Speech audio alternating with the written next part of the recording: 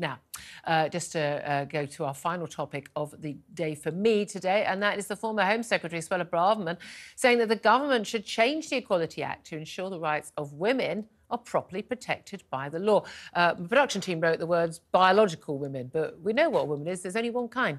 Women. So joining me right now to discuss this is Maya Forstater. She's Executive Director of Sex Matters and joins us now. Hello, Maya. Thank you for joining us. Hello, Julia. I really appreciate it. There's lots more other things I want to talk to you about, but about this. Why does the Equality Act need changing? Because it's become confused. The Equality Act defines the protected characteristics of sex as being a man or a woman, male or female. But because of the Gender Recognition Act, which has allowed about 5,000 people to get a certificate saying that they are the opposite sex, everyone has got confused about what the protected characteristic of sex means in the Equality Act. And that has knock-on effects for women's services, sports, things like searching by the police or examination by a doctor, anything where you're dealing with officialdom and you want to be able to say, I'm a woman, I'm expecting a single-sex service.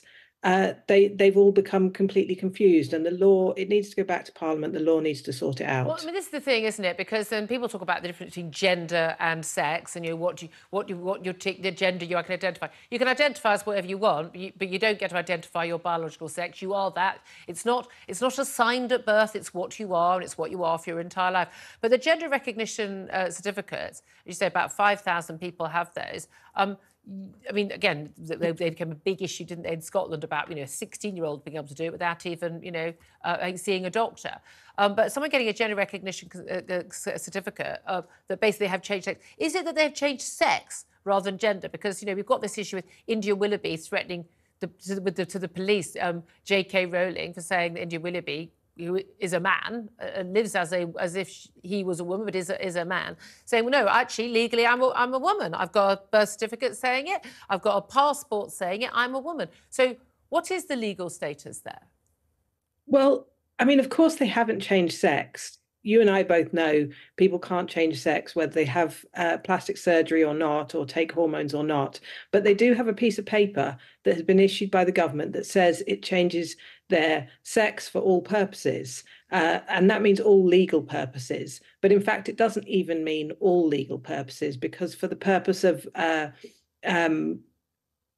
taking a peerage, for example, or for sex crimes, it goes back to your actual sex, and also for being a mother or father, it goes back to your actual sex. So it's really not clear what for all purposes means. It would be much clearer if people couldn't change any official documentation. Now, I was very supportive of this at the time, when it was sort of the idea that someone who, had gone through lots of surgery, if they complete appearances, if they were a man that was living as a woman and trans woman, and genuinely did appear to be a woman, and then, you're in passport control in a foreign country, like what prison you'd get into. I always felt very supportive of that. And then, of course, we've seen the explosion of people claiming this right. And it's no longer people who we would feel very sympathetic and respectful and kind towards. It's people, frankly, taking the mick and using it as a cunning way of getting out of a harder prison and pretending that they think that they're women to try and get off, violent sex crimes and the like. It's been exploited. Does that not mean we should just get rid of it entirely? I think there's a good argument for that. I mean, I think we can't distinguish between people that we feel personal sympathy for and people we think are taking the mick. The basic question is, are people male or are they female? And that can't change. And then, as you say, there are people who dress differently. There are people who change their name, change their hairstyle, may have plastic surgery. They may feel very genuine about it, or they may not. Who am I to judge? And those people should definitely be able to get on a plane. They should definitely be able to have a passport. They should be able to go to a hospital. They should be able to get a job. They should be able to do all of those things. But that doesn't mean that they've changed sex. And so either, as you say, we have to get rid of the whole thing, or we have to find ways to to see through this legal fiction, because what it Yeah. is a legal fiction. And And that for is the example, key thing, allowing isn't it? somebody to get married in that sex. Yeah. And it's very difficult to take away a legal fiction when you've allowed someone to get married. But the point is, when it relates to other people and other people's privacy and dignity, we have to be able to look through the legal fiction. Yeah, and again, not privacy and dignity, but also even their safety in terms of access to, say, women's shelters, women's prison places, and the like. We did have, look, I still find this unbelievably frustrating. We're still in this madness of, when people talk about gender-critical feminists. No, people who understand facts and know. I don't believe that a trans woman is a woman. As a man, I know this is a fact. But I mean, we've had some victories this week. The puberty blockers decision by NHS England, that in England, patients under 18 are not going to be able to be given puberty blockers, apart from clinical research. Still a bit unhappy about that. We've had enough clinical research. We know they're dangerous. We know they're harmful. They don't make people happier. They should not be prescribed to any child, in my view, at all. I'm pretty concerned about them being prescribed to adults as well, under false pretenses. But do you think this is... We are sort of, if not at the beginning of the end, we're at the end of the beginning in this fight back for sanity? Yes, I think this is hugely significant.